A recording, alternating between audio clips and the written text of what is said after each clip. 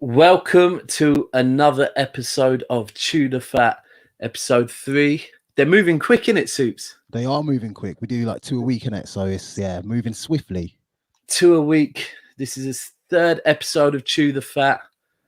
Lookout Show presents myself, Daps, my co-host in life, Soups, aka Mr. G.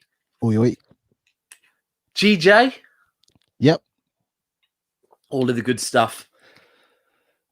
And this week, we've got another big show. He is one that I lined up from very, very early on. Impressed me on Extra Time, on his own channel, a couple of other pods that I saw him on, and thought, I need to get him on. We need to dig a bit deeper, find out a bit more about the man that is Big Gunner of Big Gunner. What's going on, lads? Welcome along. You know what? The first thing I was going to say is, where's the fire? Boy, that man, there's I no was power, waiting no for you fire, to... no nothing, bro. That You're man is still struggling. I was hoping you're going to remember and come in. Let's try it. Soups, you try it with me. Where's the fire? Where's the power? You got to do it deeper than that, man. You got to bust it again. One more time. One more time, Dabs. One more time. Where's the fire? Yo, where's the power, man? You know what? In our group, since that episode, I think the game after that, Giroud scored 1 goal, right? And straight away, James and Jay, who's a Chelsea fan, were like, "See, that's what we're saying." And it was like, it's 1 goal. Like, still say, "Where's the fire? Where's the power?" Yeah, that was a good episode, man. So if anybody hasn't ever seen any, never had a foul or anything like that, man, please go watch, because it's just banter, seriousness and banter all the time. So that's why I love watching them, man. Just make sure you lot are all following as well, man. So you just brought something up that I'm going to get into. So remember that, serious and banter, because that's something I wanted to discuss with you that I've clocked with you. So, but before we get into that, introduce yourself and the channel. Yo, just Big Gunner, man. Big Gunner TV. You see it there, man.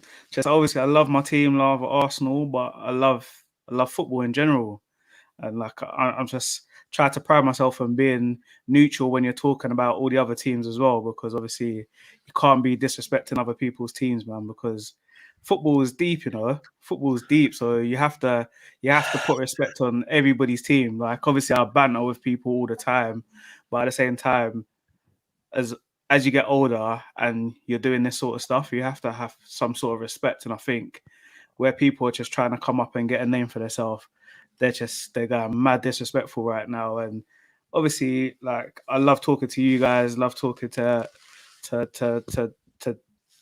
everybody. Like, I just love talking to everyone, to be fair. Yeah. But people are starting to cross that line just for likes and stuff. So obviously I'm starting to find that I'm distancing myself from talking to certain people because they're associating themselves with people that they know a while, and they think that's okay. So, but yeah, we'll talk about that later. But yeah, Big Gunner TV. Make sure you go subscribe to the channel, man. Make sure you do subscribe. And also, in fact, no, we're going to move on to that later. I really want to touch on what you just said, because that is so... I think that's a topic at the moment, this whole... The thin line between banter and between being realistic, yeah? And I do feel it's this younger age that are coming through on Twitter who... I don't want to say they haven't got any football knowledge, but they certainly portray like they've got no football knowledge, because the way they'll just like... I said... They haven't got any football knowledge. No, they haven't. I got added into a group with some young City fans, and they were just the stuff they were talking about. I had to remove myself from it, because I was like, you lot haven't got a clue what you... This is just dead. I don't even want to be in this conversation. But also what you said is being noticed by footballers. So one of the main City channels, Esteemed Company, yesterday they were at the City game, and Needham and Ewer was there. So they were on the City channel with him, and he was on Esteemed Company today. He was talking about how Needham and Ewer introduced him to Julian Lescott after the podcast, and was saying he's one of the good guys. He's not one of the guys that's doing things and saying things just for the sake of it. He's actually talking real facts and whatever else. And you know what? You've just said it as well, and I've seen someone else online saying it today, that it's just, it needs to stop, man, because it's chasing clout. And the worst thing is, bruv, I don't know if you clock on Twitter, most of them are the ones with the most followers. That's the worst thing. Yeah, I mean that's what it is. Like, people, the world in general, love bad news. Yeah. It loves bad news.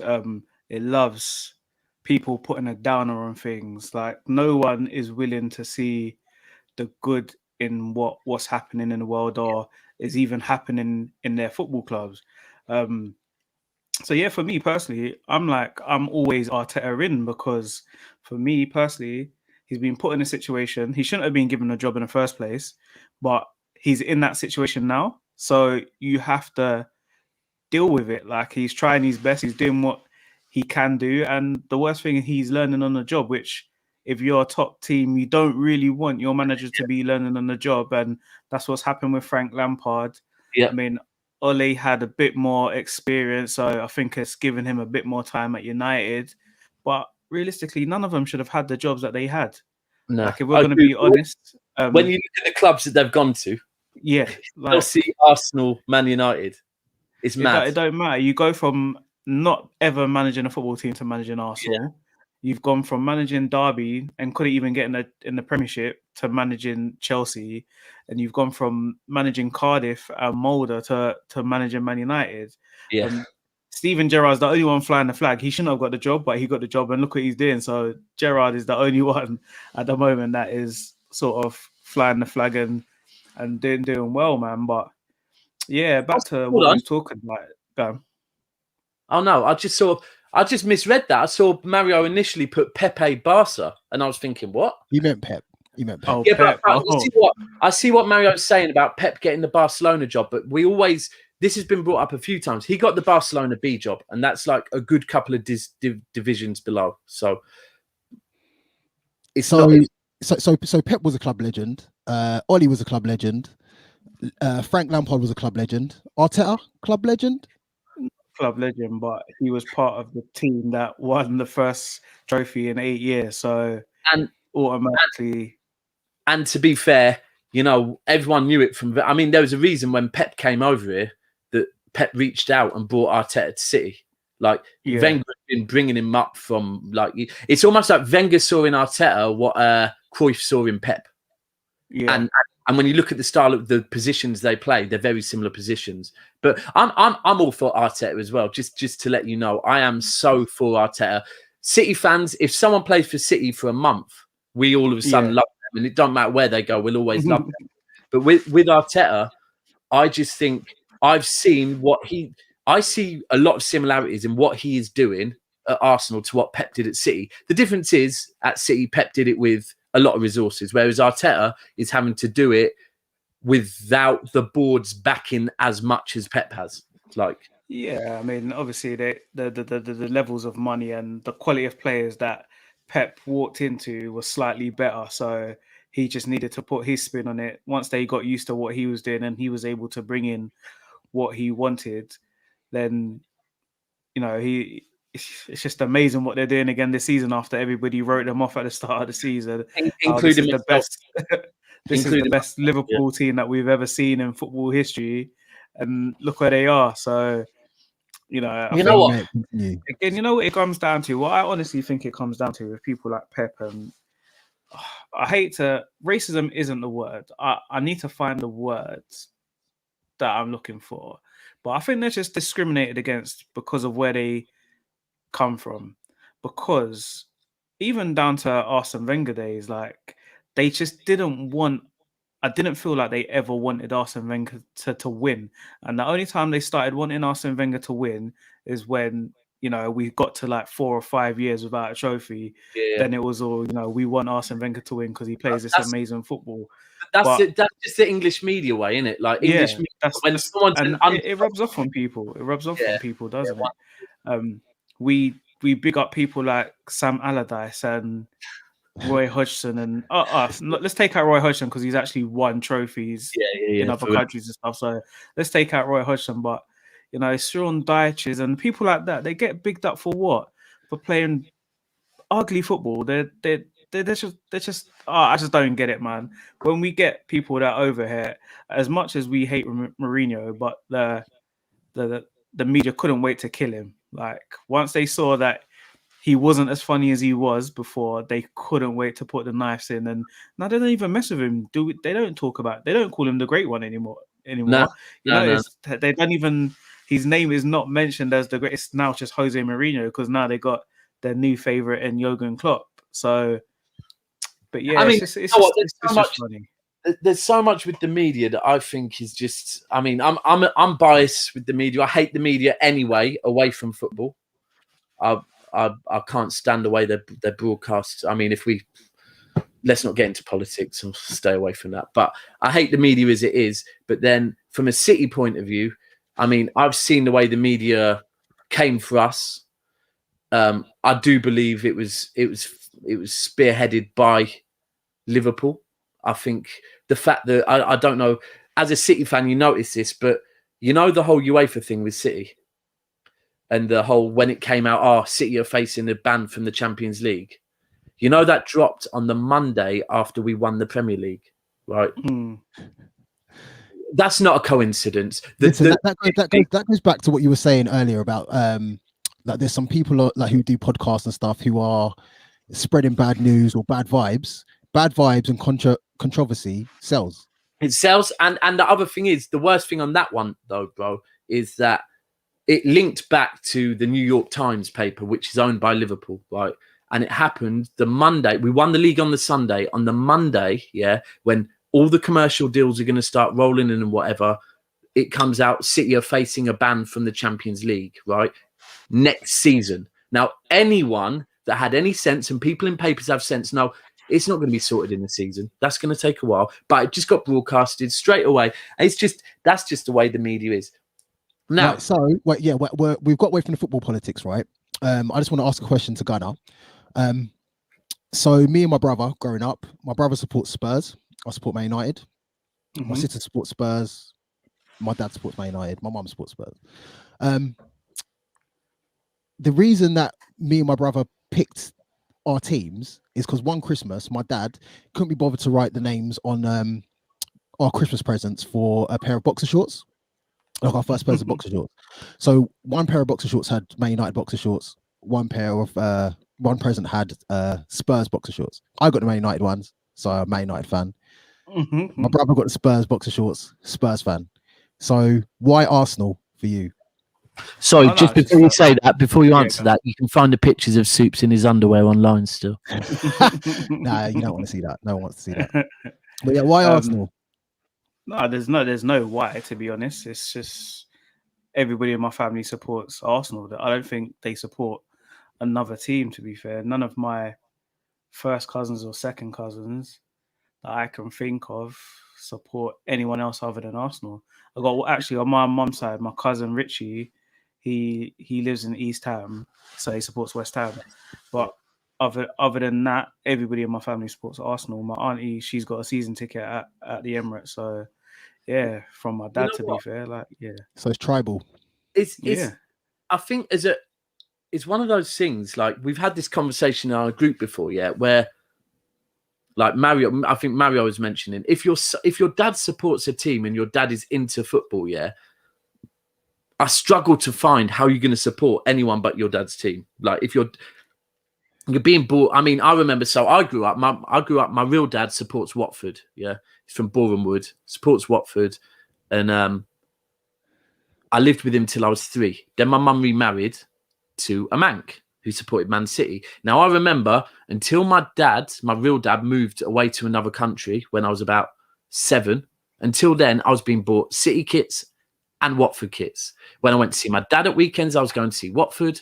When I was in Manchester, I was going to Main Road.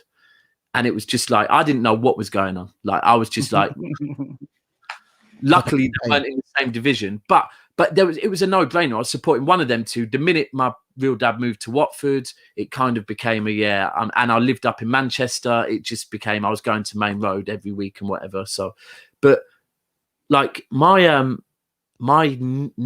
nephew supports his dad supports West Ham. He used to play for West Ham as well.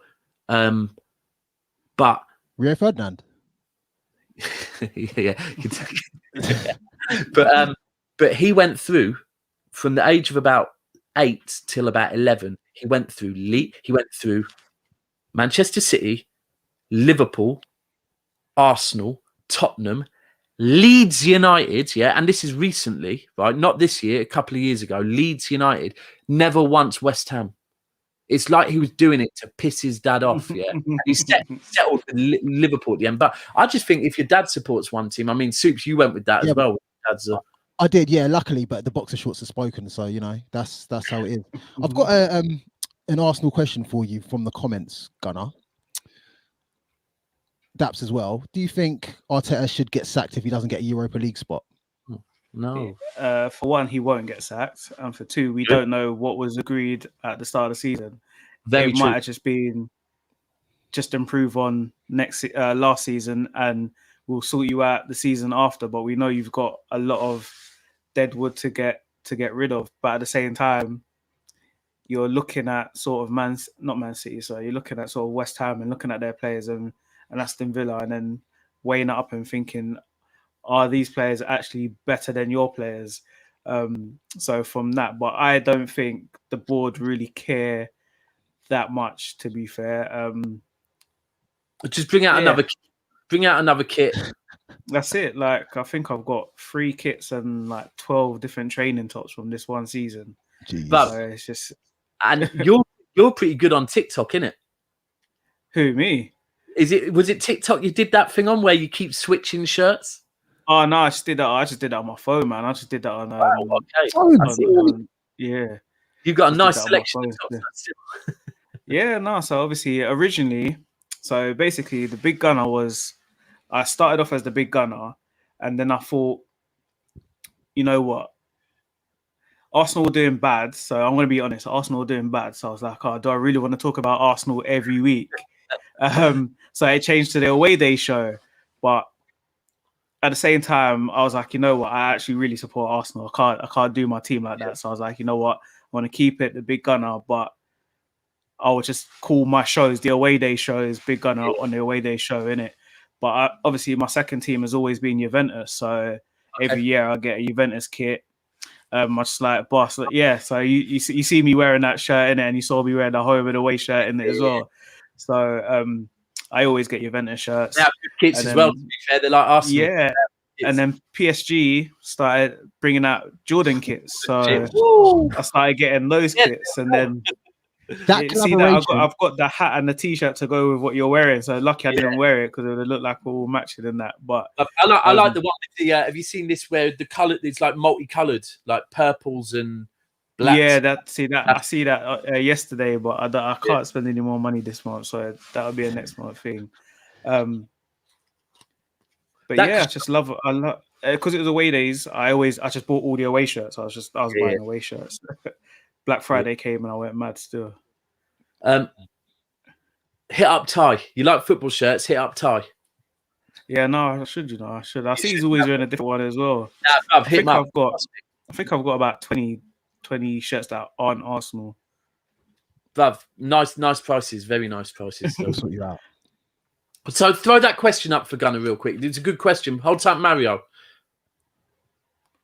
Gunnar, what does Wenger do with this sort of players? Honestly, 5th or 6th. Because I think he would have just known how to cope with certain situations. I think Arteta is not, because he's just new to it. He doesn't know how to deal with certain situations. Absolutely. And he's obviously finding himself as a manager. So obviously we're just going to have to just take the bad at the moment because he's getting there. But yeah. I mean, he showed it, to be fair. I mean, right. Yeah. So if you look at last year with who was your manager last year? Beginning of life. Emery, right. And I think the issue you man really had with him was the fact that he just didn't make changes. Like, he could see things going wrong and he just didn't make changes. Whereas Arteta sometimes can be a little slow, but he showed, to be fair, in Europa League. But it was a really good point you just made about that he's still getting used to it, because I was watching an interview with, I think it was Bernardo Silva, and he was, or Cancelo, one of them, and they were saying about for City that there's certain things that can't be drummed into them. You have to do it naturally. Like you just naturally know to be in a certain position or do this and that, and it comes over time. So why is it any different for managers? Why is it any different for managers that this guy like has only just started managing? So certain things that he's not, and you see with Pep sometimes when things aren't going right for City, you'll see him sat there for 5 minutes, not his usual animated self, just sat there looking. Then all of a sudden you'll see him jump up and start calling people back and talking to his assistant. But how many years in the game has he been? Whereas Arteta getting all that natural stuff. You know what? It's just not even that. I just think people don't use common sense because if you watch most of Arsenal's games this season, we haven't been great in most of the games, but we haven't been bad. So if you look at the Burnley game that we lost 1-0, Aubameyang own goal. So you lose that. You've lost that because of Aubameyang scored an own goal. Leicester at home, we lose 1-0, dominating Leicester for the whole game, but you just lose it on sloppy defending. The Wolves game, winning. Obviously, penalty and the sending off in that game. So these are the things that what can Arsene Wenger do if Pepe is going to decide to slap a man against Leeds? What's he supposed to do if Xhaka's going to do the same thing and get sent off? What's he supposed to do if Luiz is running back, clips a guy's leg, gets sent off, gives away a penalty? And these are the fine margins we're losing by. There hasn't been many games where we've just been battered. Spurs and Liverpool are the only 2 games that I could think where. I mean, Man City again, the most recent one. I was going to say, so firstly on that point, Mario always says, we haven't been slapped this season about Arsenal. He says, we haven't been slapped. And it's kind of true. You haven't. I mean, we've been slapped. We got slapped by Leicester, to be fair. But I was going to say, not the most recent game, because the most recent game we spoke about on Extra Time, bit void. I don't really know. It's like, we scored early and then neither of us seemed to care that much, right? But if I go back to the game at the beginning of the season, the first half, you man were in it. Like, you man were playing out from the back nicely and whatever.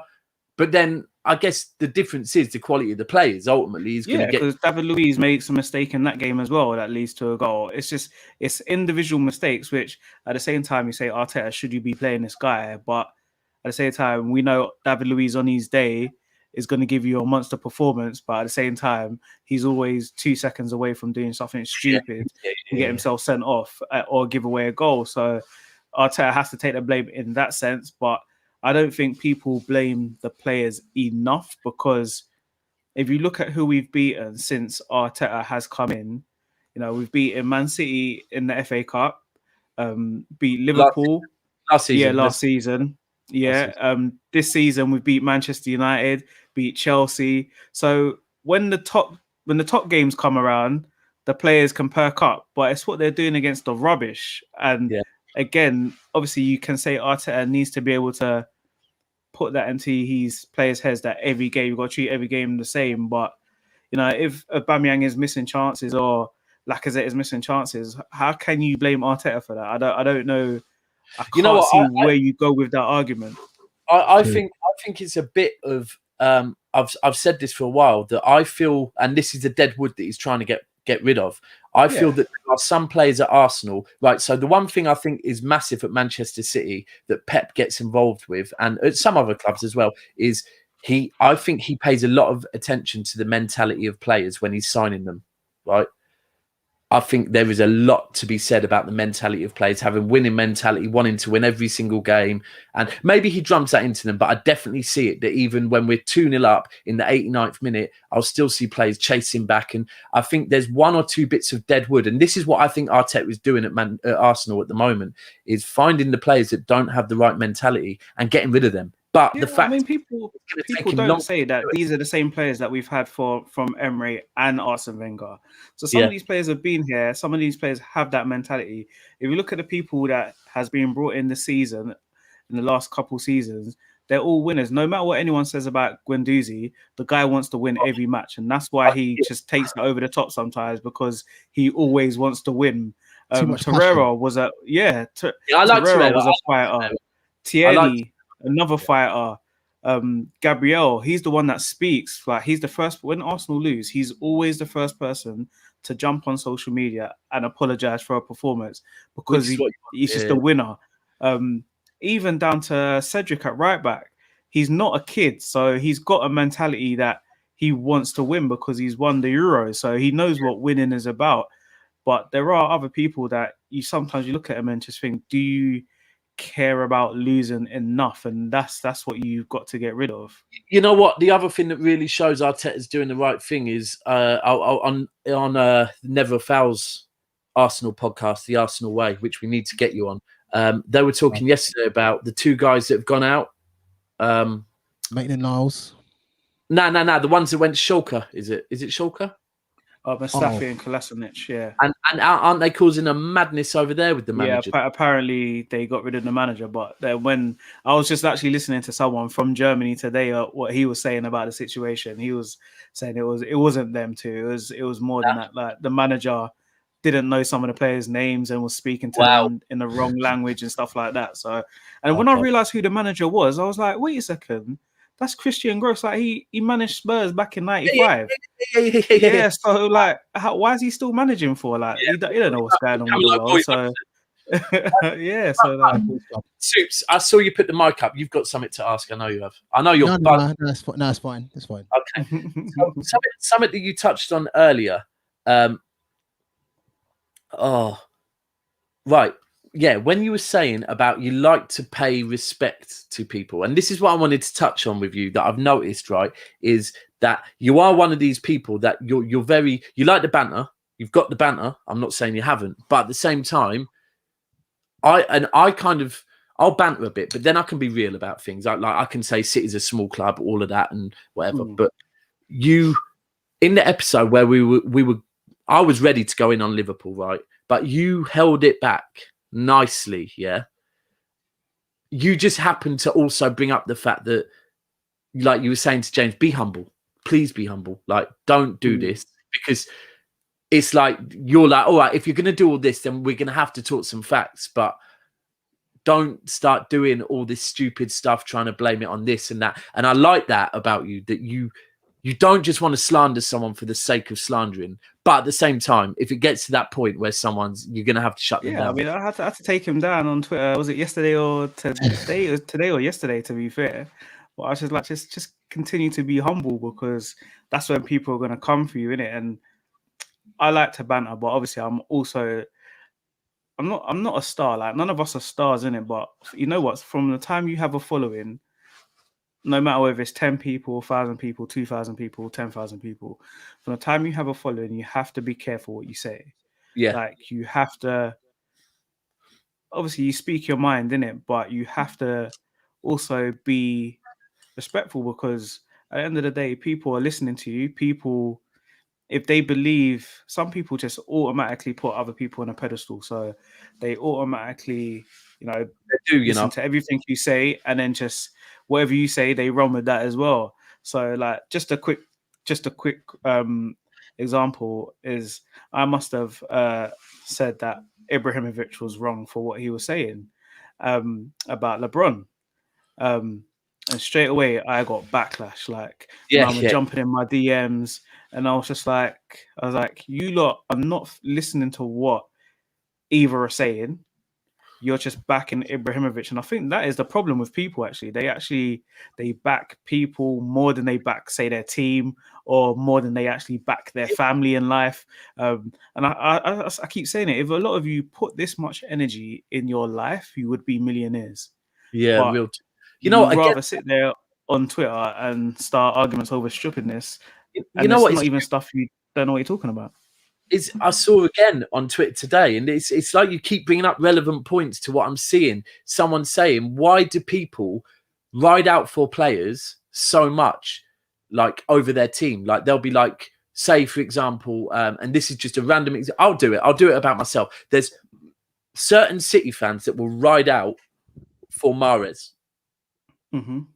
And they'll start accusing people of, you're being racist because you're not talking about Mahrez and this and that. It's like, no, Mahrez didn't start today, bruv. Why am I going to talk about Mahrez, please? Or no, Mahrez is sensational on his day, but we see some inconsistencies there. And a lot of people start just riding out over the top for players. And it's like, what are you doing this for? Like, I'm not slating the player. I'm just saying, like, at the moment, the guy's not in form. Like, that's all it is. And I think It felt almost on extra time when me and you were on, right? Like it was almost when I brought up the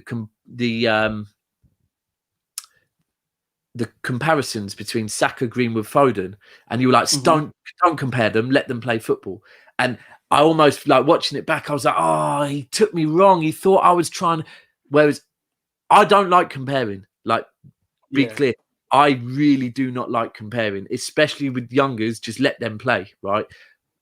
I was just kind of relaying what was said on Twitter, but afterwards I was so irritated with myself because I was thinking, but Let's you just enjoy them. You know, like you have to let them play, man. Like, so you said you keep it respectful. Is that across the board, all teams, even Spurs? Yeah, everyone, because like I see, like there was a day where I was just arguing with just random people because they went after a certain Spurs fan that obviously her video was clipped and just keeps getting recycled and recycled and recycled, and like I just found myself arguing with people all day, and I think it's down to two things. I think you wouldn't say it to their face because like half of these guys that are saying it, or kids that are saying it, they're all virgins. So if they saw a woman in real life, them man they will break, knees will be shaking. And I've seen it live on a stream. I've seen it live on a stream on one of my streams where I had a Spurs female on, I had an Arsenal guy on. He was trying to banter. She said something, and then the guy froze. Didn't know where to go. Like he couldn't get his words out in it. So I was just like, okay. So just humble yourself. It always just comes down to being humble. And I think, once you should always respect everyone anyway. But I think when you have a partner in life and when you have a daughter, whether you have a son or whatever, but especially when you have a daughter, life just changes. Like it's just different, and you just I see that I see your pictures of your little one, so I know exactly how it feels, and you automatically when someone's going for a woman, you're just like that. This can't run because one, if you was there, if they were in your face, you wouldn't be talking. And for two, you're a big man. Like chill out, innit? Like you're a big man. I'll take one further. You know what? I've always been one of these people that like if I see someone getting attacked, and 100% on a woman, even more so, and yes, even more so since I'm a dad and whatever. But I kind of, if I see someone being attacked, then there has to be a damn good reason for that person being attacked. Otherwise, I'll defend them. Like. Because just I don't agree with it. Like, and I think even more so when people are being victimized, and like I think it's true. We all do it. Like, don't get me wrong. I find myself sometimes tagging footballers in things I probably shouldn't, and sometimes I stop myself and think, no. Like, I'd never cross the line. Let's be very clear. But I'll banter. But the fact is, really and truly, what gives us the right to start like making someone feel bad about themselves? Like, no, I totally agree, man. You may find tweets from 5-10 years ago, maybe not that long, but maybe 2-3 years ago, where I probably have said something about Shaka or whatever and gone mad. But you just would never catch me doing it now because it doesn't make sense. Because you got to realize no amount of money can save your heart in it. Like if everyone's going after you, I don't care how rich you are, it's gonna burn in it. So I've had arguments over the Eric Dyer thing when he ran up in the crowd because someone was starting on his brother, and people was like he shouldn't have done that. I was like, no, that's not how the world works, mate. If you can hear your family getting abused, I don't care what sort of money you're giving me, it's not going to stop you from running in the crowd, innit? So no way. You know what? That is real talk. Like anyone that thinks they can go to like a football game and start hurling abuse at players' family and that they're just not going to hear it, especially, come on, let's be 100, right?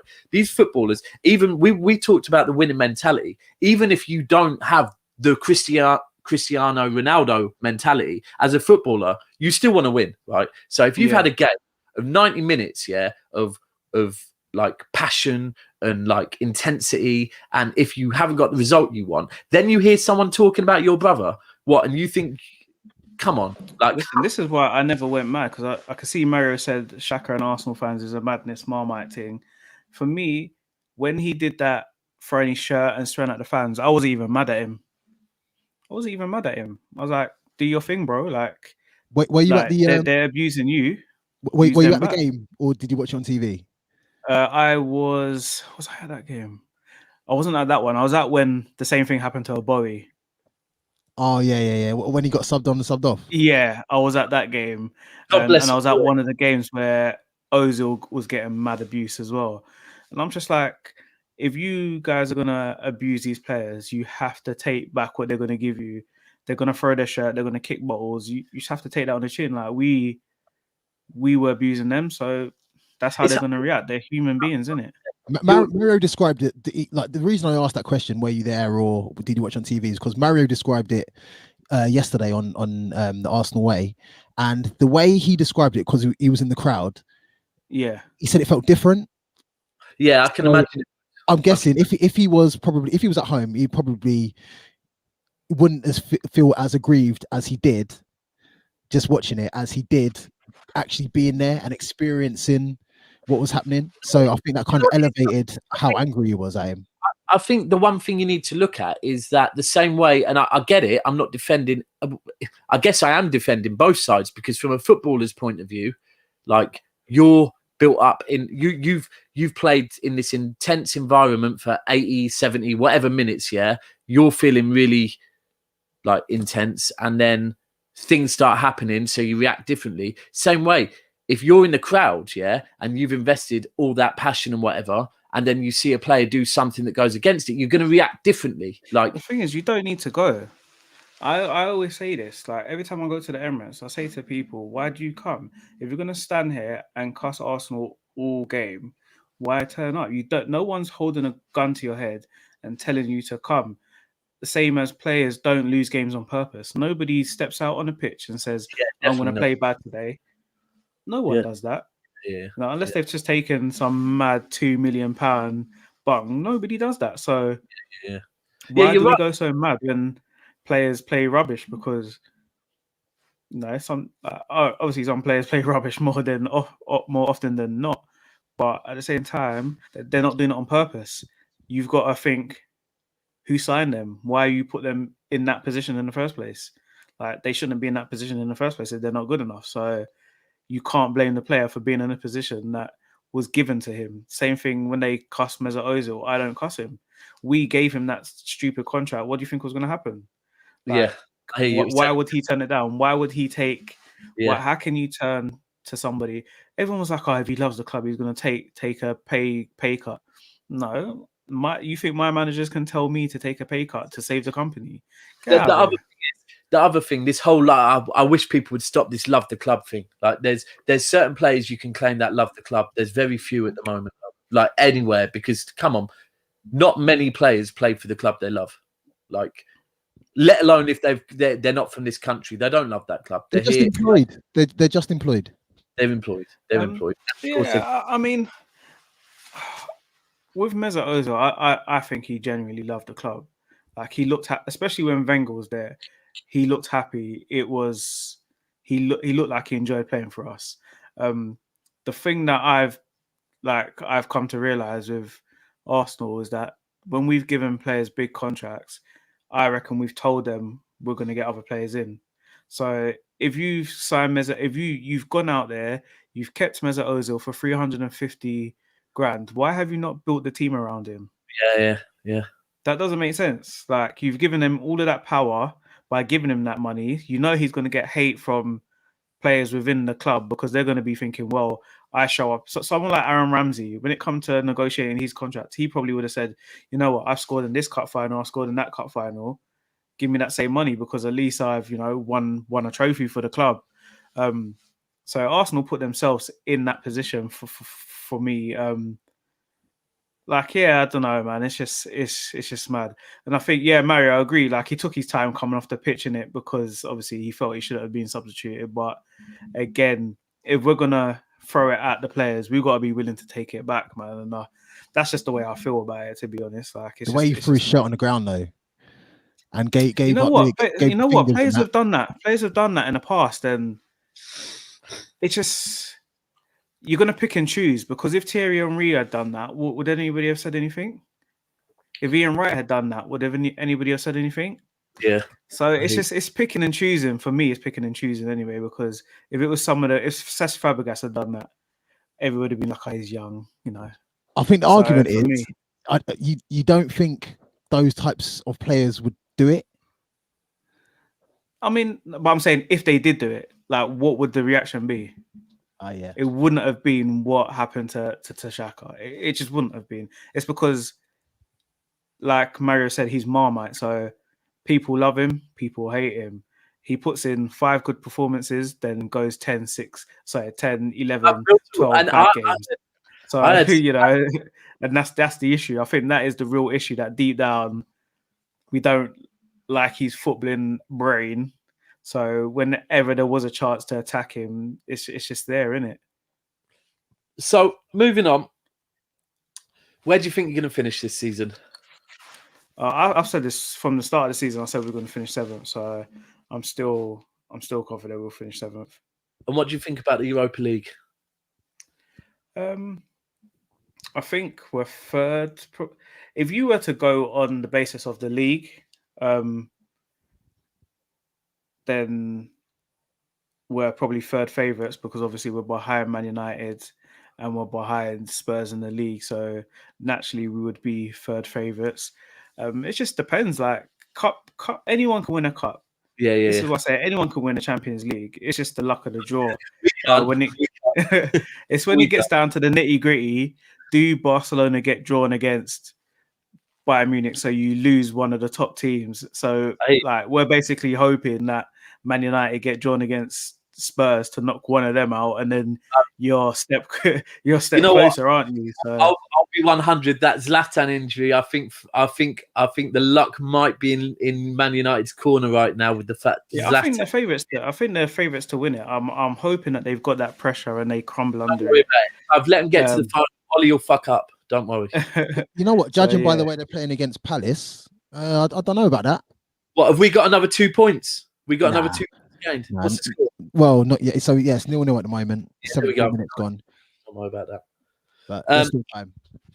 Okay, and I think actually, like, despite the fact that I saw Arsenal fans going mad for probably about 70 minutes against Benfica, coming from behind to win that game, that is definitely personality building on your squad.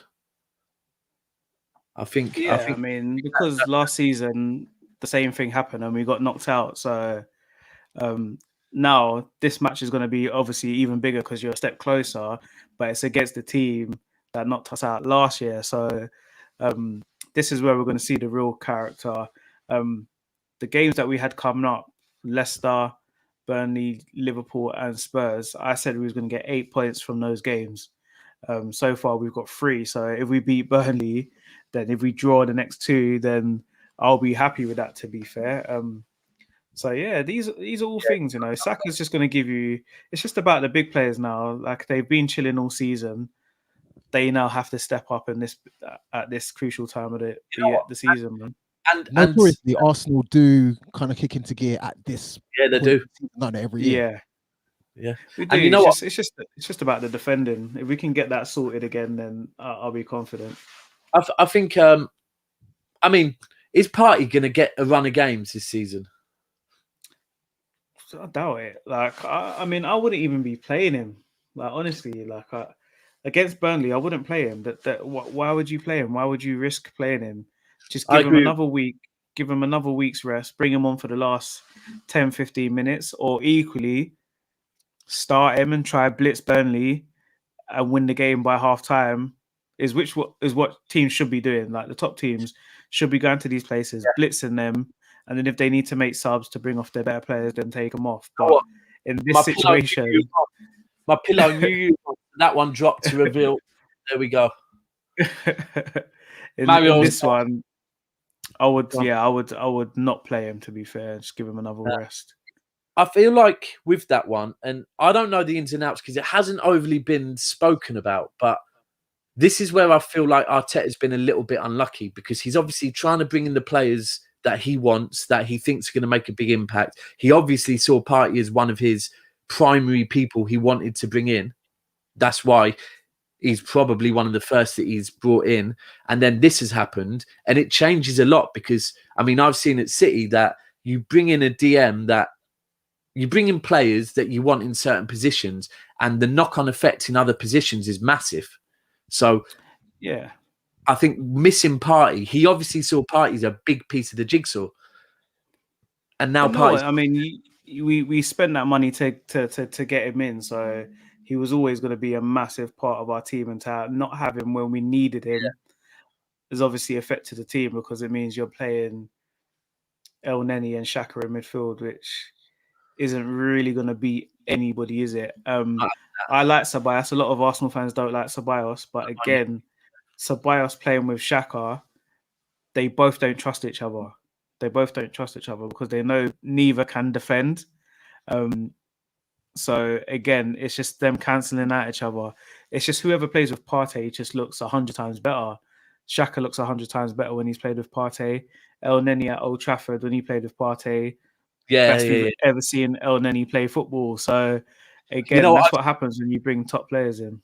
And we've all seen that Partey interception 100 times now. Yeah, so it's just... I just love him, man. I love him. He's on my shirts, all my shirts. This year is Partey, but next year it's going to be Tierney, but this year it's all Partey. And I see today you're being linked with Lamptey a bit more again. Yeah, I mean, I said it was him or Aaron's from Norwich, the two that I think we should be looking at. Bellerin has done all he can for this club. Yeah, agreed.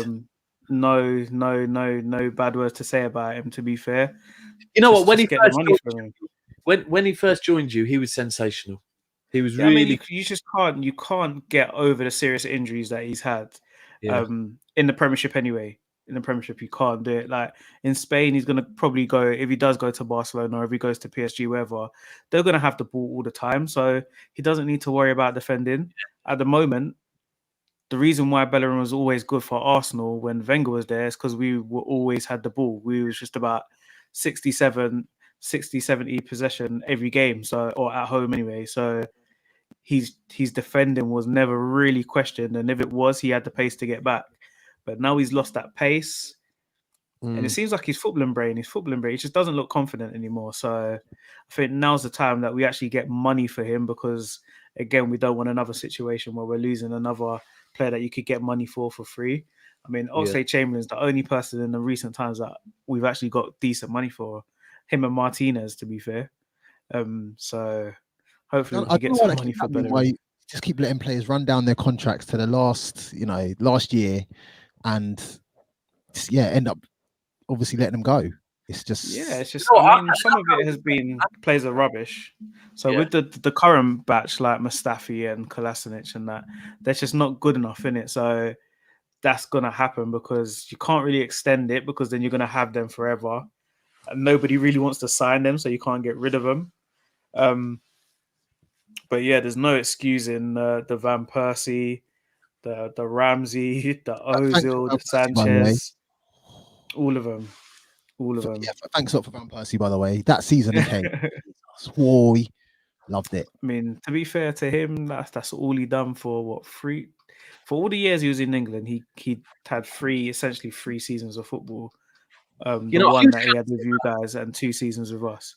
Yeah. If we're being 100, he wasn't dissimilar to Aguero with the injuries, like just constant injuries. Like it was worse. I don't know actually. I was gonna say it was Aguero, worse, but if you look at it, I can't really remember a season where Aguero had a whole season ever. Van Persie had one whole season with us, and then the next season he joined Man United. Yeah, but I wanted to move on from football now, and I was thinking, right, so when we get on, we try and think, right, what else does this host, because this is all about you, this is for people to get to know Big Gunner and whatever else. Yeah. And I was thinking, is he involved in music? Is he involved in... And then literally this afternoon, you go and message me off another account. Yeah. Nothing about, and I'm like, hold on a minute. So tell me about that. Which one? So, the other account. So yeah, basically, so it's funny that you said music, because obviously music, like my dad was music and Arsenal. So like on his he passed away, my auntie got him R.I.P. little plaque at the Emirates, and it just says Okay. music and Arsenal in it. So yeah, that was me. Like, so I used to do like music production and stuff like that in it. So that was me. And then I don't know, like one stage in my life I was, so obviously you're talking about the Ted's World one. One stage in my life I was like 22 stone in it. And then I lost weight, but I was doing it on Instagram in it. So like I was Okay. posting. So most of it you'll probably see, like most of it is just me going for a run. But through that, it meant that I was in like Runner's World magazine, which is like the biggest running magazine. I was in there. Brooks, one of the biggest running companies in the world. They send me running trainers and stuff like that. So obviously they give me that stuff to promote and stuff, because obviously that's what I love doing. Do you still run now? Yeah, I still run now, but so it was all going well, and then my little one was born, and then obviously I hadn't slept for 2 days. Or whatever when she was born, and then me, like an idiot, decided to go for a run. So her family, like my missus' family, came. I was like, okay, she's looked after. Let me go for a run. Gone for a run now, and just passed out. Just passed out on the road. I just woke up and like just had these two guys and a woman around me, like picking me up off the floor. But it was just so lucky where I passed out was at the traffic lights, because I was about to cross the road. I was about to run across the road, and I like just passed out. And done my ACL in it. Okay. And I don't even know how that happens. I don't know how you do your ACL running. Like, it's something that always happens at football, in it, but it happened. And then that for me, that killed me, because like, obviously my daughter was just born. I couldn't stand up and hold her. Like, I had to stand. I could only stand for a minute. Then I had to sit down, and like my weight ballooned back up in it. So like I got myself down from 22 stone to like 13 stone, and then from that, like my weight ballooned back up to now I'm 16 stone now, which now obviously I'm fit enough to I was just trying to get it back down, but just the emotional roller coaster of the whole thing. Like, I was just down. Like, some days I was just like, I don't even want to get up and stuff like that, because you have to be 100. You've taken it from 22, down to, what did you say, 13? Did you say? 13, then now you're back to 16, bruv. That, I mean, I'll be 100 before lockdown. This time last year, I was so this time 2 years ago, I was 15 stone. Then this time last year, I was 12 stone. And then I went back up to 15 through lockdown. So now I'm kind of, luckily my missus is a personal trainer and nutritionist, so she's got back on job and whatever. Did you do any but I mean, to be at 16, bruv, when you were at 22, like it's mad, because it's funny you say personal training and stuff. So when I was 28, I went to university and studied sports science. And then became personal trainer and everything like that. But I was working in Buckinghamshire University. So this all happened. Like, it happened while I was working there, and I had to quit the job because I just didn't feel comfortable training people or working with people when I was gaining weight. So I quit that job. It worked out for the best, because obviously I was just closer to home to be with my family and stuff.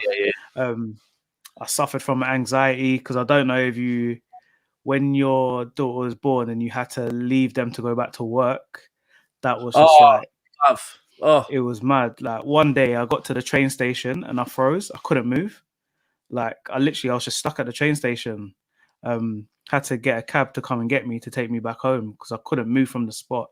Like, I was just stuck there. Like, it's the weirdest feeling. And when I did eventually get to work that week, like, I just couldn't breathe. Like, I was in work and like, I thought I was dying. I honestly thought I was dying. I just couldn't breathe. Just standing there like, can't breathe. Like, what's going on? You know what? So we've had a guest on tonight in you, Earlier on, I was thinking at some point I'm going to have a guest on that I can get mad deep with, And when my daughter was born, right, and probably when my daughter was about 1 year old, 1.5, and probably even to this day, like it's made me aware of my mental health, right? Because it's basically I have become like I'll be 100. This is on TV. I mean on live. I cry, about her getting older, bruv. Like being 100, and I had to go to a counsellor over it because it was like this is a bit mad. Like, and it brought up the fact that I touched on earlier. My dad moved away when I was 3 and whatever, and I've always downplayed it. That it means nothing. Like I'm just used to it until it got brought up to me that well maybe the reason why you don't want your daughter to grow up is because when you were 3, your dad moved away and you thought everything to you as a little boy, your world ended. So like, something that I've now I think about, I've had it my whole life that I don't like things ending. If I go on a holiday with my friends, I get upset when I come home because I'm like, something's coming to an end.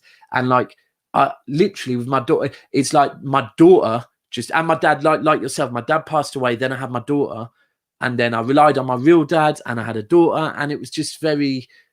I think having a child makes everything change in life. It is, and I think too many people don't deal with what their I would say their dad issue. Like I never dealt with my dad dying, to be fair, and I think that's why things just explode now when they do happen, because you've never really dealt with the one thing that probably hurt you the most. And like you're saying, sometimes I'll just be looking at my daughter and I'll just start crying. Like I can't believe she's just here sometimes. Like it is just mad. And I would advise anybody to go speak to someone if you are feeling a bit, because bottling that up is just have you done probably worse. I haven't. I know I always tell people to, but I haven't as yet. I have made calls to do it though.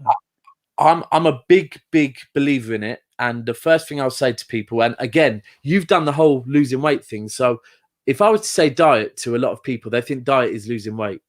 And one thing I will say, diet is not losing weight. Diet is just controlling what you eat to achieve whatever you want to achieve, right? Mental health is not a weakness, right? Mental health is your health, right? So 100%. If I was a celebrity and I went to speak to someone, they'd be called a life coach. I'd just be going there to chew the fat, burn the oil, and just get things off my mind to release things. And it's the same with like I had counselling, and they made me explore a lot of things.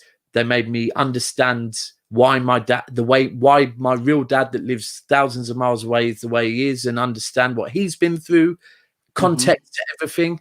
And then after that, I stopped because I was fine. But then I started again, and I'd go every other week, and I wasn't having any issues. It was just nice when I'm in quite a busy job away from all of this. And sometimes it's good to just go and speak to a stranger and just release everything that's up there, and they'll help you. They don't answer your questions. Anyone that thinks a counsellor can answer your question, they can't. Only yourself can do that. They'll just make your brain tick and think new things and whatever. So I'm a big believer in it, and I'm just so happy you've come on. You've opened up. Firstly, I'm happy you've been able to open up like that. But the whole having a son and a daughter just changes your life, bruv. Changes your life. And I think that's also why I always about being humble and stuff, and not trying to laugh at people too much and stuff, because you never know what they're going through, to be fair. So on the face of it, someone could just be chatting crap on Twitter, but on the face of it, that's all we know. That's all we know is that they're just chatting crap on Twitter, but we don't actually know what's going on in their life. So to then poke fun at them, that isn't the right thing to do, because you don't know what they're going through. So I mean, sometimes people do just chat rubbish for the sake of chatting rubbish, but at the same time, there are people with serious issues in it. So you have to just be careful, because there are people out there. Then when things do happen, someone is going through a real mud, and then they find out it's because of you. You're not going to feel great either, are you? So you know what? And that's another thing. I mean, I've lost several people to depression and whatever else, and it's hard to understand, because I personally, that was something counsellors often ask me, do you feel? And I'm like, never ever that. But it makes me understand when people say, "Oh, I don't know how people can commit suicide and leave their family and leave this and leave that." I'm like, you can't understand that because you've never been there, and I've never been there. To be in a place where you're willing to do that over sometimes such little things. None of us can comment on it because we've never been there, but. Yeah, I think this is something with the football podcast and other podcasts, to be fair, especially during COVID, that I think should be commended. Like that, I think it's picked so many people up when they felt down and they can't speak to anyone. Just to get on a podcast and talk about something you love. It kind of, I've had bad days and I've from work and whatever else, and then I've been like, I don't want to go on no pod. I don't want to talk to no one. Yeah. And then my missus will just be like, go out there, you'll probably feel better. Afterwards, I feel energized and like, yeah, that's so much better. Like, so I think the whole podcast thing is saving a lot of people right now. 100%, man. And obviously they don't need to show their face as well. So obviously you could just hide your camera in it, so you could come on and still talk. It's just like the same going on radio. So it's such a thing. Everyone just needs to be a bit more wary of what they're saying and how they're sort of poking fun at people. Like, you don't know what they're going through. Even just like something that's completely off topic, the Saliba thing with the video and stuff, like it's a mad situation, and we don't know what drove any of those kids to even do that. We don't know if anybody else was involved while that was going on, because when you actually look at the face of it, the age of them at the time, that would be child pornography. So it's a bit mad. So when people were posting it around and laughing at it, I'm like, you got to realize you man, you're actually posting child pornography, because the chances are these guys were 15, 16 at the time, and that's what you are laughing about, being as a grown person, and you're laughing about things like that. It's just, for me, that's when I just realized a lot of people I just don't want to work with them just for posting things like that and just laughing at it, and the way how deeply they took it. For me, it just opened my eyes to a lot of things. So yeah, for real. I think the other thing with everything is amongst men in particular, and I'll go back to one time about 2 years ago. We were in Barcelona, and I was with like 5 or 6 of my friends from my area, and then about 10 guys from Tottenham, one of my bedrooms from down there, and he brought all his friends. And we sat by the pool, and admittedly, I'd had a little bit to drink and whatever. And my bedroom from down there was like, oh, like how are things with you and your dad and whatever. And because I'd had a little bit to drink, I felt no way to just start talking. Although I'd only met his friends a couple of times, and a few of them are a bit, like masculine and whatever. And I just started like saying, telling them about the experience of counselling and running through like how it made me look at why my dad is the way he is and whatever. And all of a sudden I had about 8, 9 man sat round, listening to every word. We were at a pool party, bruv, and they were sat round listening to me going, because my dad, and it was like, you know what?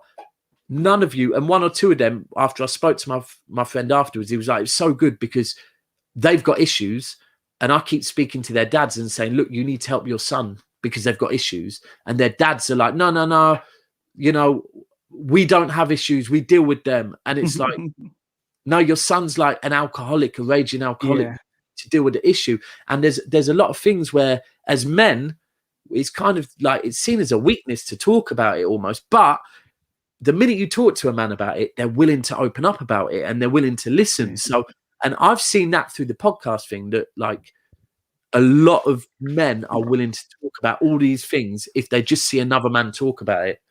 Bro, you know what? Yeah, I'm from Tottenham, innit? So, like, I lived in Tottenham my whole life before I moved out a couple years ago. So, I know the importance of father, because not many of us, going to be honest, not many of us had I had my dad for my whole life, but not many other of the kids around there had their actual like real dad around. Not many.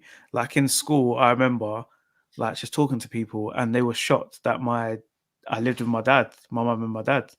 Like it was just so uncommon for people to have their mum and their dad around. So I know the importance of it. So if people do need to, like, men need to talk about these things, because 100, it just ruins their relationships with women. They treat goes on to treat their kids like crap.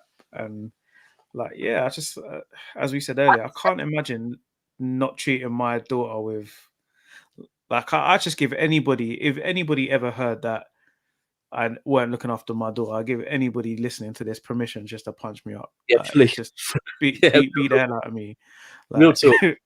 Real like, talk. that's how deep it is.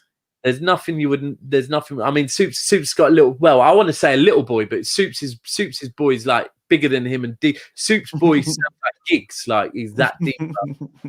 It's crazy. And yes, so sorry for disappearing. It was had a technical issue. It just installed some crazy update and just rebooted the machine, so it kicked me off. But we got a bit deep, bruv. So yeah, it's good. Gave you an opportunity to get into it. So yeah, I've got so my son's 17. And yeah, I think. So how old are you? Sorry, how old are you? Yeah, mad in it. Mad in have it. A guess. Go on, have a guess. Have a guess. I will say now because you said that. Like, I'm doing the math for it to make sense. I'm saying because obviously I feel like you might have been a cheeky one when you was younger. I'm saying you're 33, 34. Take it, Soups. Take it and run with it. Flattery will get you everywhere. Everywhere. Yeah, I'm 51, man. No. I'm joking. Now, 37? Is it 37, 38? 37, 38. You know when you get past a certain, like, you have a few birthdays, and I always forget my actual age. Yeah. So I think, I think it could be 38, could be 37, one of them two. What about you, Daps? 38. Oh, okay. 38. Oh, yeah, so that means all I up am there 38. now, isn't it? Yeah. It's, the 30th is a hard one. After that, it's just like it's what it is. Like I'm 36 this year. Yeah. So, but no, we know how it goes once we get to these ages. But as Daps said, as Daps touched on, my son, he's 17. He's well tall. He's got like muscles. It's like you know, like quite big and that. And his voice is crazy deep, and he's basically a man. And likewise, one time he rang Soups, when Soups was in here, and I could hear this voice sounding mad deep down the phone. I stopped everything and going, "Who's that? Who's that?" I thought he had some beef on the phone, but he's like, "No, it's." I'm thinking the way that guy's sounding agony. I thought it was just his son talking normally, blah blah. He's like, yeah. But no, he's a lovely guy. Like brought up really well, and he's just got to kind of just keep steering him on the right path. And like you guys said, you just got to you feel like you just want to do everything and anything for them. So you got to set a good example. I feel like, and I've felt this for some time. When I look at our generation, and like you said, Gunnar, there's not many of my friends, like that I know that have been brought up by their mum and real dad. Like some people think I was, because I referred to my stepdad as dad. He raised me from I was 3.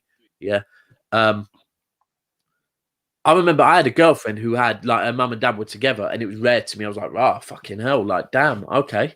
But I feel like in our generation, there are a lot of dads that I think are, and I'm talking about my friends, like pretty much all of my friends, I can tell you, are sensational dads, and I feel like it is because of us not having our dads about. We are going that extra mile just to do absolutely everything. Like, 100%. at the same time, shout out to the dads, and this is one thing that the counselling did teach me.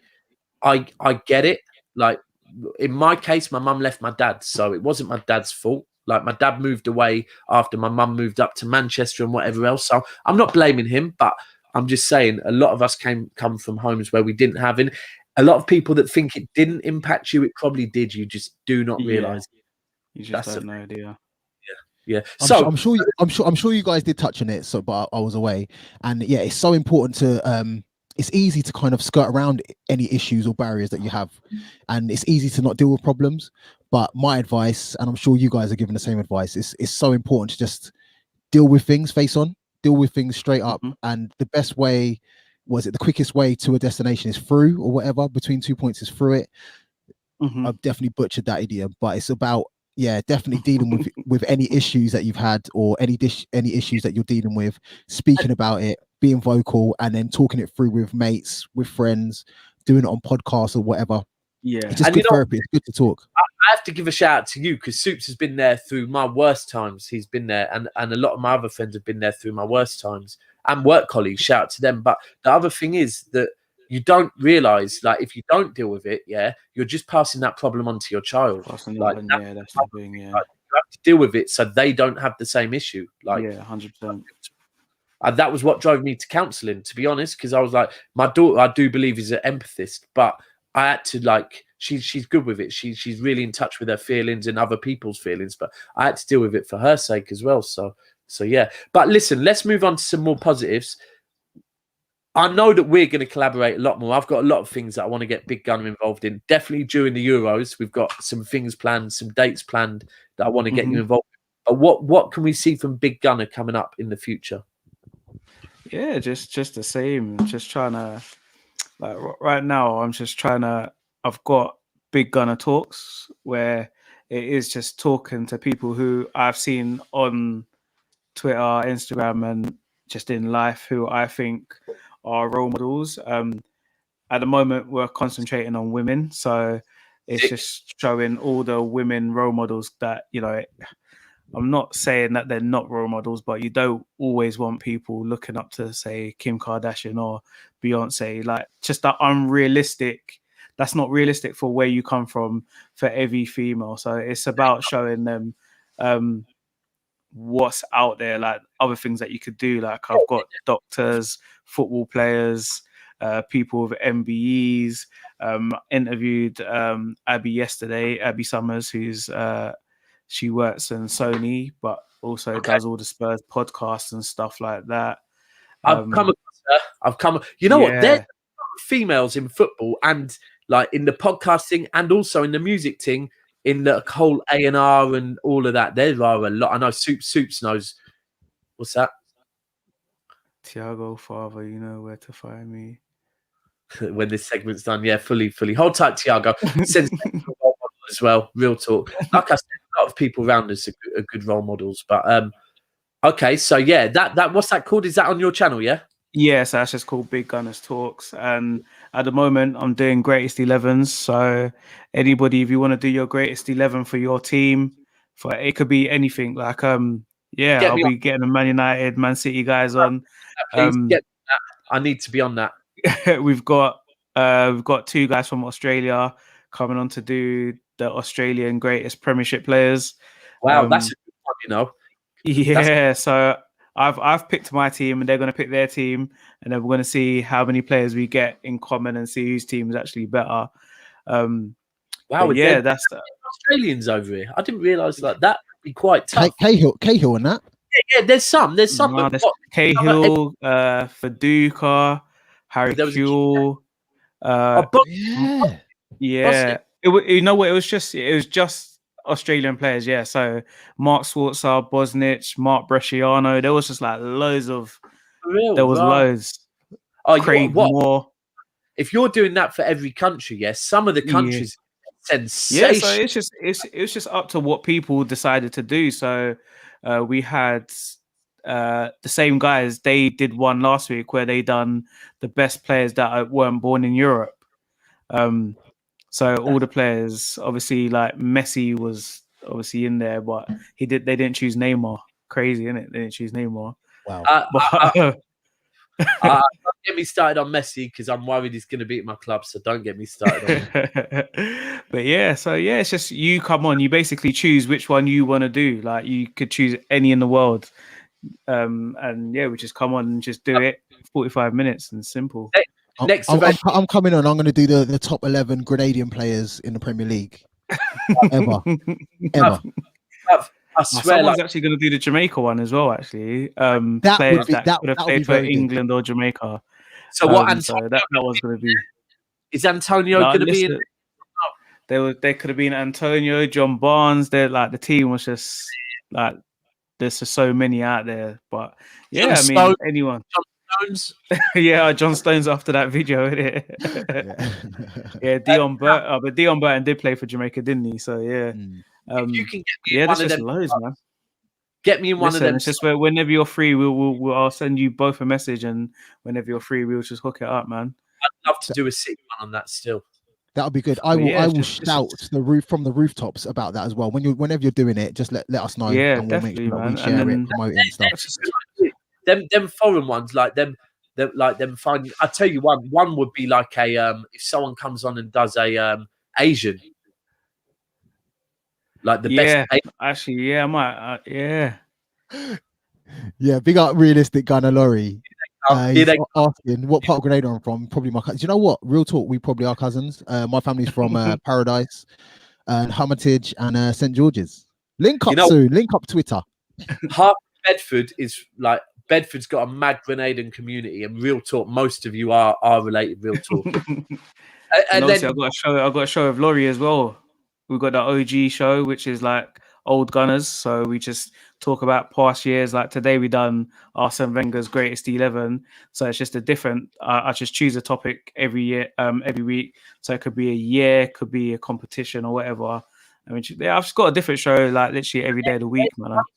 this is the one for me. The shows that have shelf life are these type of shows, bruv, where you're just doing that. Not talking about the game last week. It's talking about I mean, I don't enjoy it because too many people see the game differently, which is obviously is good, but then it just turns that into arguing, and then it's just like it's just long. It's just long. You know what? I can only do it once a week. Like it's long. I was looking at pictures last night of we were talking about sensational players, and Ian Wright came up, and then no, in fact, it wasn't even Ian Wright that came up. We were talking. Someone said something about Kevin, talking about Kevin De Bruyne. So then all of us started listing different Kevins. Yeah, someone's like, "What? Kevin Nolan?" Then I was like, "Kevin Campbell."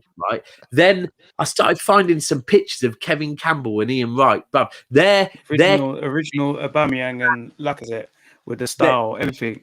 Listen, I must have tweeted. I tweet Campbell like, at least once a week.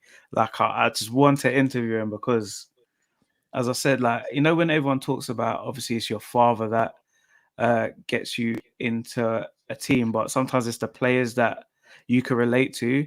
And obviously, being a young black kid in Tottenham, it was Ian Wright and Kevin Campbell at the time. So those are the players that you wanted to be, and they started all of the celebrations in the Premiership, like proper celebrations, away from the Alan Shearer hand in the air. They used to do the bogle. They used to just do a madness. So yeah, yeah.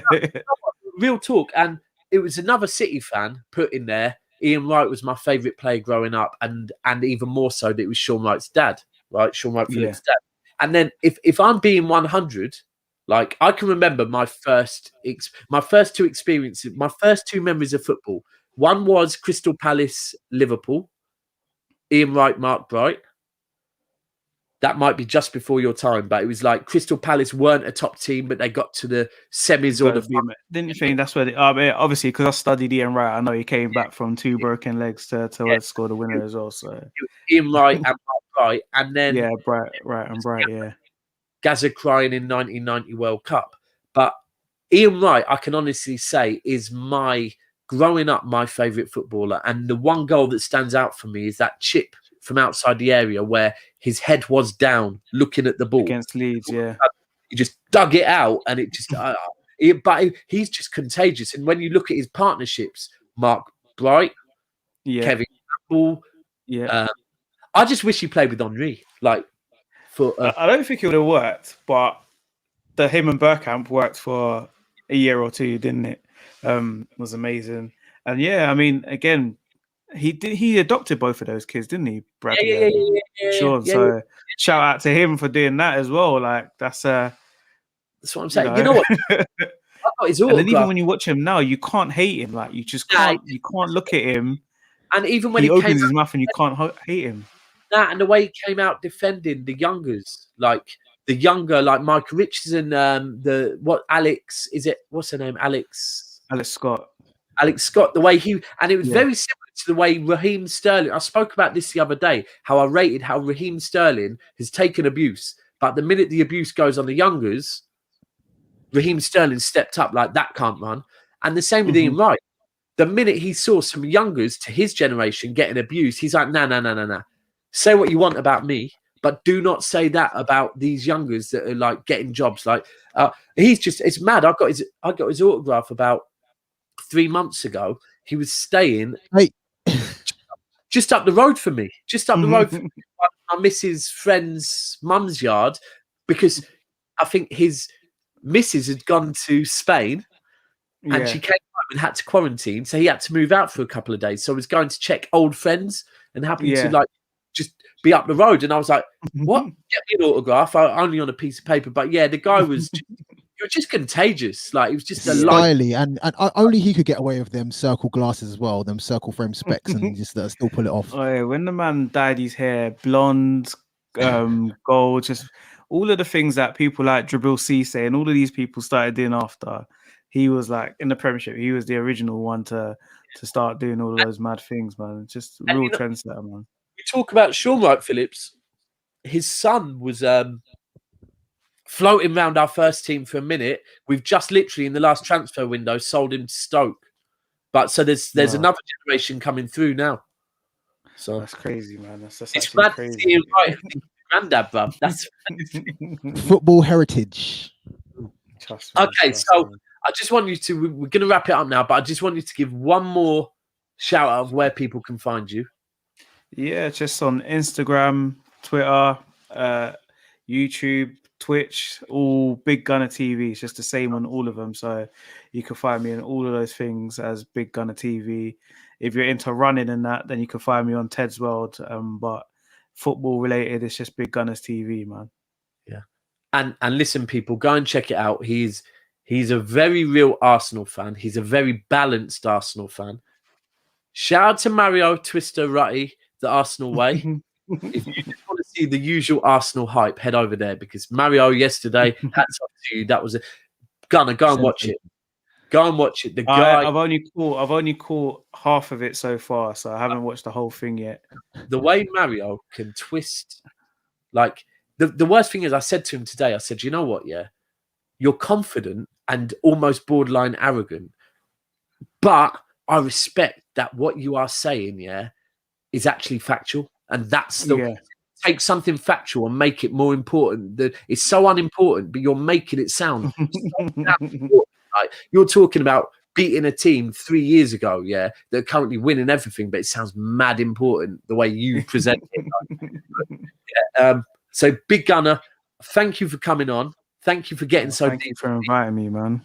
And Friday we have Continental Jess on this show at 8 p.m. from Legend. Can't even lie. He had me on Armchair Gaffers last month, and it was just again same thing. He just messaged me out of the blue and like, do you want to come on a watch along? And ever since then, like, just jokes all the time, man. Like, another genuine guy with a kid, man. So for real, it's the thing. Me and him have spoke because us and them started about the same time, so we connected from early. And like, he's just like, even when I hollered him to come on, he was like, "Oh, I'll speak to the guys and see which one wants to come on." I was like, "Nah, bruv, I want you on. You're the one I speak to. I'm not reaching to get to the other people. I want you to come on, bruv, because this is about getting everyone else." So he's got a kid. You're giving me some any other gems you only need to watch the streams, man, and you'll see about him. Like, and you could tell who tweets as well, who's tweeting and puts out the Instagram messages, because they're very, very different. When it's something outrageous, it's usually him. Yeah. So you could tell, but he started coming for me the other week. He started coming for City the other week, and I was like, "Oh, okay." Yeah, but he loves a bit of banter, man. But I rate their knowledge on European football. Yeah, their knowledge on them, and is it Devo London and Gav Mac? I haven't checked. You need. I'll send you their tweets. Who again? Once you've watched them, you would want to get them on as well, just to talk about stuff, because again, like, there's just so many people out there, and I'm gonna be real, it's people with the least amount of following. Yeah. So it's the people with the sort of around 1,000 to 2,000 followers and stuff. Those are the ones that You know They're what? You're going to right. give you the realist stuff because they're not doing it for clout, so they're not just chatting madness to get the likes and stuff. So when you find those ones, and again, yeah, man, like I talk to them every day, like it's just jokes. Like I only started speaking to them about 2 weeks ago, and since then we speak every day, just bantering, man. Did you speak to Patrick from the I don't know if you will or not, from Views? He's a Tottenham fan. Who does I speak to? Sems from Views. Yeah, no, the other guy. Yeah, he keeps always trying to get me on, but always clashes with something. But You need to conveniently. Tottenham guy's good, man. I was on with them at the weekend. He's good as well, very good. And exactly what you said. Me and him are on WhatsApp, like talking every day now and that, like just about anything. And it's not just about football; it's about kids and whatever else. Like it's about building that rapport, about building them vibes up with people, and getting to know people, like real people, and just noticing that we're all very similar. We've all kind of lived similar lives or same lives, and it's good to find. It's easy to find things to relate to with each other. I mean, I'm not going to talk about the name, but like Soups, I don't know if you were reading the WhatsApp earlier, but I got a feeling about someone that I've been messaging in the directs, and then I put it out to the channel saying, guys, how would you feel about getting this guy on? And they were like, you know what? And said about 1 or 2 experiences with him. And it was like, do you know what? And he's got quite a big following, but I was like, do you know what? I got that vibe as well. Allow it. Let's allow him. Energy's not right. Like, I'm not going to sell my soul just to get someone that's got bare following. Like, energy's not right. If you're kind of saying the same thing that I've kind of noticed, but I'm thinking, no, that just might be me. You're flagging it up. Forget it. We'll move on and get someone with the right energy. Yeah, man, definitely, right? Because even like Mark, I didn't even know that Mark was with you guys. Like, I didn't know that. Like, Mark. Mark. You know what? Mark's mad. We'll keep having a conversation about Mark here because Mark on camera and Mark off camera are 2 different people. Yeah, so obviously, like, because I'm from Tottenham, like, I used to like hang around with him, like, play football and stuff, through his cousins and stuff. So when Ty was like, oh, Mark says he knows you. I was like, who's Mark? I don't know anyone called Mark. And then as soon as I saw his face, I was like, oh, I was like, Cisse. I was like, Cisse, because obviously we used to call him Cisse because he looked like Cisse. Deborah Bar's partner, Papa Cisse, innit? So we used to say that he looked like Cisse, innit? But yeah, like it's just everyone there, everyone that I've met from, you guys, like every single one of them, man. Like it's just cool vibes, man, and that's what it's about, man. Like just no drama, man. Just here to have fun, innit? We need to get you on the Arsenal one, 100%. Definitely, whenever, man. And I feel like you could be good on the Arsenal one. They're going to do one real soon with the Tottenham boy. Tottenham boys are really good as well. Me and Soups vibe to the Tottenham one as well. Proper, like, that's our vibe. Although this week it was good vibes, but it was a bit more positive. I like them being negative because they've got them one line. That's it. Anyway, listen. Yeah, you said you had a show. That you have a radio show now. Nah. Friday. Friday. I thought it was a Friday one. Okay. Friday. You know what? Friday I'm moving busy like you, bruv, because I know you jump from pod to pod to pod most evenings, like so. Yeah, I try. I'm gonna have to stop doing that, man, because I've got to spend time with the missus. Like, we literally have from 7 o'clock till 10 o'clock because that's when the little one goes down. Now she's starting this 7 o'clock business, so that's the only time we have. She's gonna be 2 in April, man. Okay. Give her a shout. What's her name? Who, my daughter? Yeah, Neve and my partner Kelly, man. But yeah, shout both. Shout both. Both. That's my world right there, boy. Fully hear you. Right, so before you wrap up that, so you got Terrible 2 to look forward to. You got Free Nature. She started that already. I'm not even gonna lie to you. She started that Terrible 2 business. My girl will just be headbutting stuff now because she gets angry. Free Nature's worse apparently. My daughter went through it. I'll be honest. It was brief. It was brief as hell, right? But when she was probably about 1.5, she had her Terrible 2s, and I can remember at times I'd look at Kelly and be like, "What is like? That's wild!" Like she literally just be like, "What is, like? I don't even know what to do here. You need to manage this because I'm just like watching her going mental, thinking what." But she was brief. She's mad. Like she got a packet of nappies, put it next to the bath, and tried to climb on the nappies to get in the bath. I'm like, what are you doing? Like, what are you doing? My Slava, man.